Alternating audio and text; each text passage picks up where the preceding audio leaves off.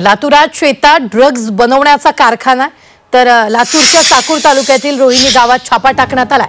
DRI पथकाने धडाकेबाज कारवाई केली आहे। संशयित पोलिसांच्या ताब्यात चाकूर तालुक्यातील रोहिणा येथील एका शेतात ड्रग्ज बनवण्याचा धंदा उघड झालेला आहे। दरम्यान मुंबईत दाखल गुन्ह्याच्या तपासात ही बाब समोर आली आहे। दरम्यान महसूल गुप्तचर पथकाने छापा टाकून संशयिताला यावेळी ताब्यात घेतलंय। मात्र कारमधून जाताना त्याने चालकाला मारहाण करत पलायन करण्याचा प्रयत्न केला। या संदर्भात ताजे अपडेट देत आहेत आपले प्रतिनिधी वैभव नेमका काय? नक्कीच रुबीन, आपण पाहिलं तर चाकूर तालुक्यामधल्या रोहिणा येथील एका शेतात ड्रग्ज बनवण्याचा धंदा उघड झालेला आहे।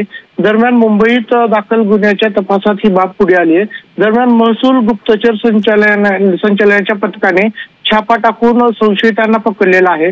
मात्र कारमधून जाताना त्या जो संशयित होता त्याने पलायन करण्याचा प्रयत्न केला। त्यावेळेस एक अपघात सुद्धा झालेला आहे। त्यामध्ये आपण जर पाहिलं तर झडती दरम्यान 11.36 किलो मेफेड्रोन आणि 8.44 किलो कोरडे आणि 2.92 किलो द्रव जप्त करण्यात आलेला आहे।